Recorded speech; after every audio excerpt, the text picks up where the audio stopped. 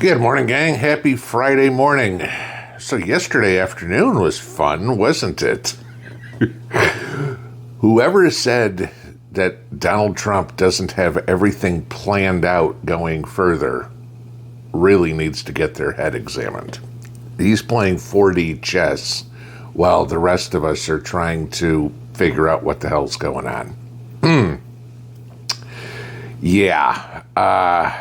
Remember just before the election in one of Trump's rallies where he said he and Matt Gaetz have a little secret? I think we're figuring it out. Now I'm going to speculate here. But yesterday was really interesting, and you start thinking about what's going on. You go, I think a trap was sprung. Yeah, cut. The story I'm talking about, if you paid attention at all yesterday, was mid-afternoon yesterday. Matt Gaetz, Trump's former nominee for Attorney General, withdrew his name from consideration. And all of a sudden you had freak out going on. Oh my God, what happened? Is there some truth to the ethics investigation on Matt Gaetz? I don't know, maybe. But we'll start with that one, okay? So the House Ethics Committee has already said they are not going to release whatever findings they had. Remember, he's already been investigated, and the Merrick Garland DOJ said there was nothing there to prosecute him on, okay? So it's all speculation there, typical slander from the Democrats of a politician they don't like. I mean, again, let's go back to the infamous Trump P tape. Remember that one? Or Adam Schiff. I've seen the evidence. Really? That was 5 years ago, and none of the rest of us have seen it yet? That would be, lying. That would be perjury. But, yeah, okay. That's fine. Adam Schiff apparently is above and beyond the arm of the law when it comes to political criminality. So they're going after Matt Gaetz, and, he said, okay, this is becoming a distraction. I'm betting that this was all a setup. This was the secret. Because in the last 2 weeks, and you got to remember, the Senate has flipped, okay? It's now 53-47. It should be 57-43 if not for the cheating that we had in Arizona, Nevada, Michigan, and Wisconsin. And that's well documented too. Again, late night ballots coming in. But so Matt Gaetz said he didn't want to be a distraction. So what they did was the House, now Majority Whip, went around to find out what senators would confirm Matt Gaetz. And remember, they needed 50. Didn't need 51 because in the event of a tie, J.D. Vance would be the tiebreaker. Well, they knew they weren't going to get them all. We still have too many RINOs, and we'll see what happens. Mitch McConnell was a no. Mitch McConnell has not said he's going to run for re-election in 2026 yet. Kentucky, even if he does, somebody primary him and throw him out on his ass. Mitch McConnell is a disaster for the country. Lisa Murkowski from Alaska, she was a no. That was kind of expected. Alaska, I know with your ranked choice voting, getting rid of her is difficult. Find yourself a good conservative to get this witch out of there, okay? If Begich can win your House seat, you can flip this one too. Not necessarily flip, but you can get somebody competent in there. Susan Collins from Maine, she's a Democrat. I mean, she can have an R behind her name all she wants, but, this is somebody who voted to, and like Markowski, voted to approve Merrick Garland, but said she was going to vote against Matt Gaetz. Okay? Yeah, that would be, you're a Democrat. Maine, you got 2 years. Murkowski, McConnell, and Susan Collins are all up in 2026 for re-election. Okay. And that's important to remember. But then we had the fourth one. We had John Curtis from Utah, who was just elected 2 weeks ago to replace Mitt Romney, the other RINO. And so that meant all of a sudden there were 4 votes. What did Trump do? Well, he fleshed out who were going to be the troublemakers. And now we have plenty of time to figure out how to shut these useless senators up. Okay. John Curtis just committed political suicide in Washington. The first thing that you have to do is to vote against your party. Got it. There you go. Okay. You won't have very many friends in Washington. Maybe you can hang out with Mitch and Lisa and Susan, and you guys can all have the RINO caucus. But it was funny how other ones, even Lindsey Graham, another RINO, came on board and said, okay, but Lindsey Graham flip-flops more than, a fish out of water. So we know this. So, okay, that part was a success. But everybody goes, well, why would Matt Gaetz resign his congressional seat and then withdraw from this? It's not like he's going to get out of politics. No, I want you to remember something here. Matt Gaetz was just reelected.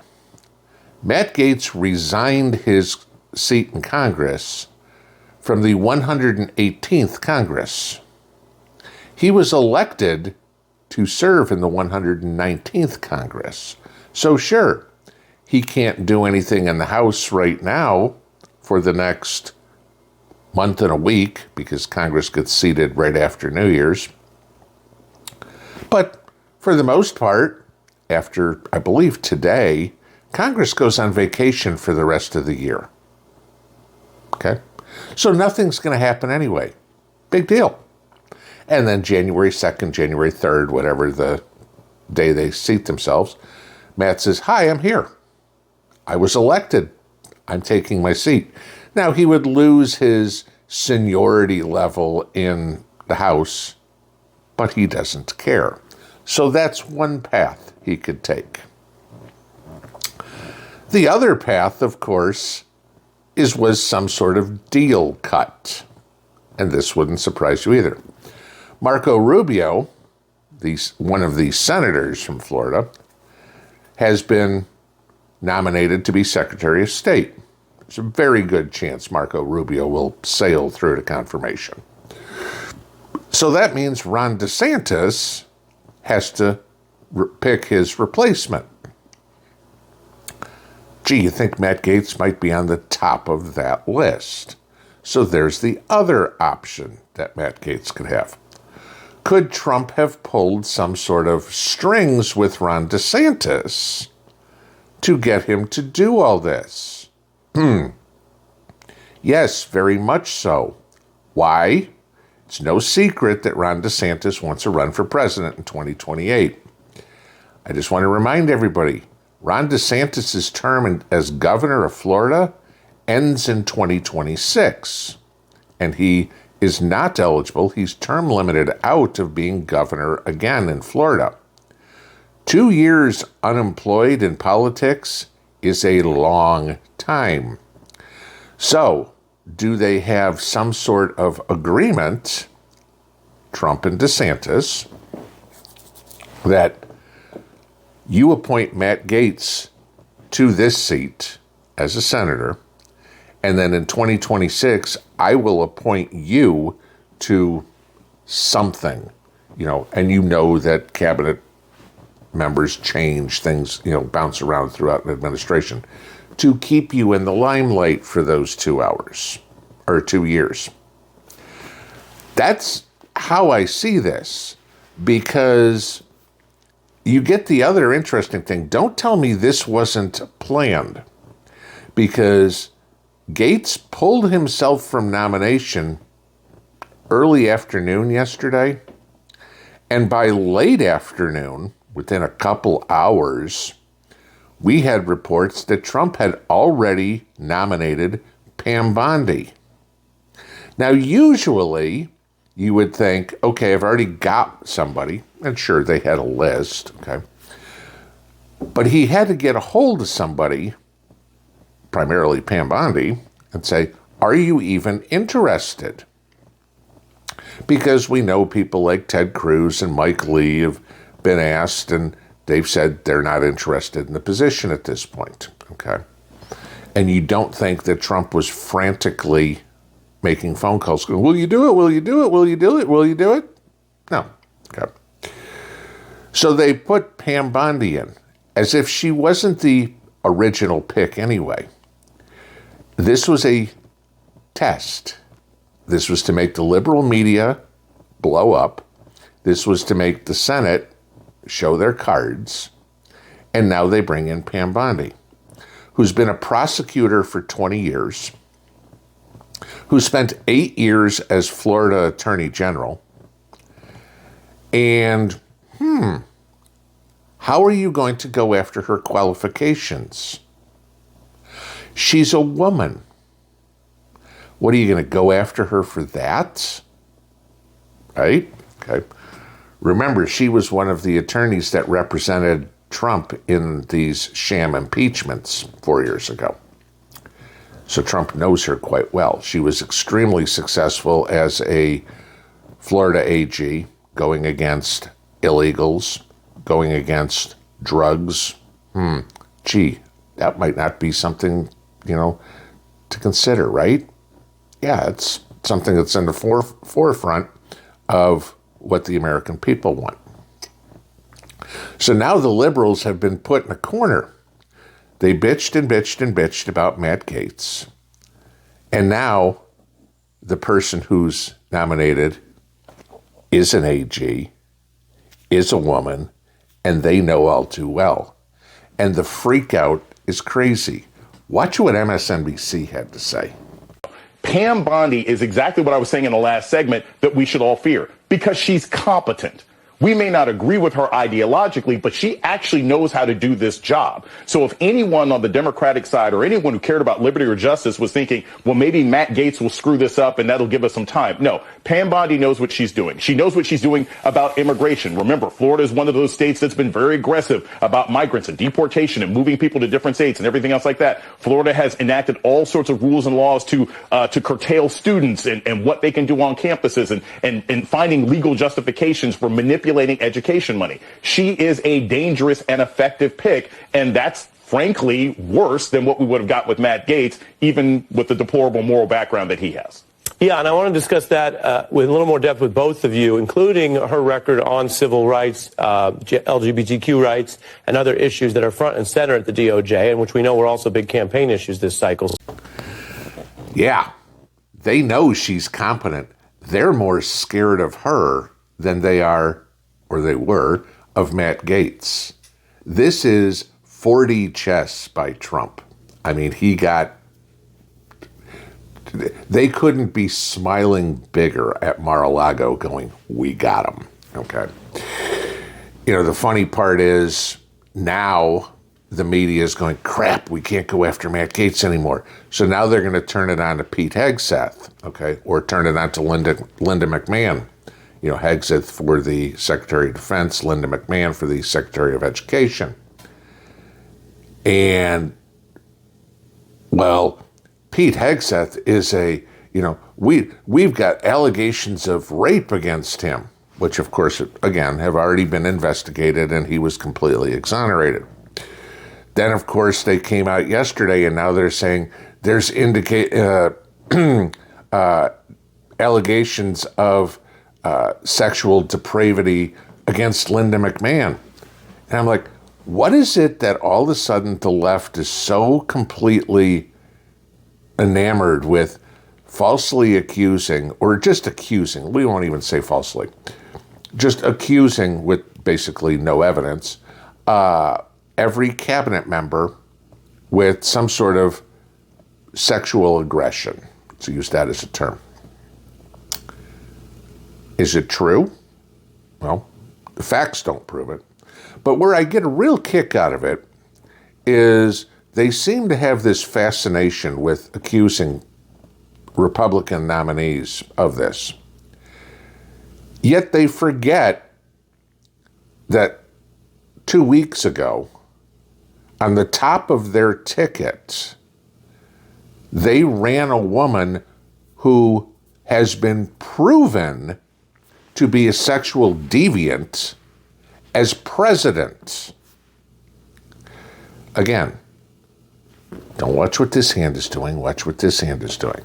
You know, they can make accusations and that should be disqualifying, but provable fact for the highest position in the land, that didn't matter, right?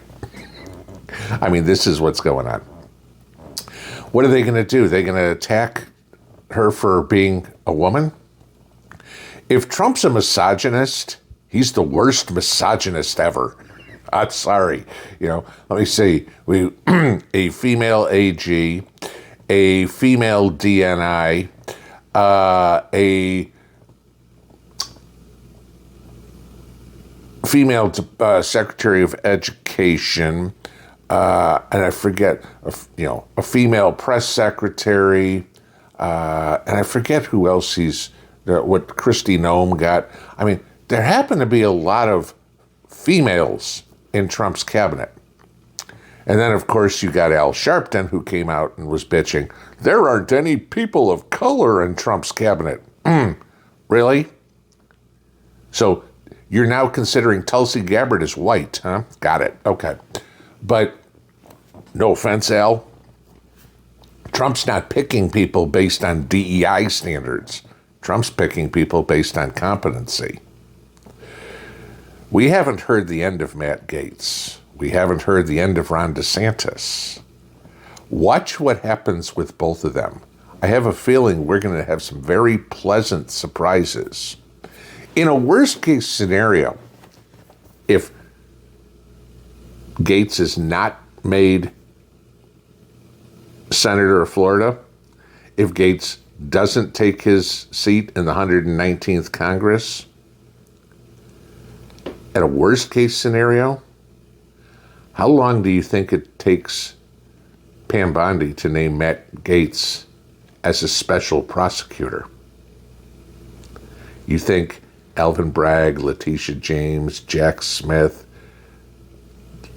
they were using lawfare?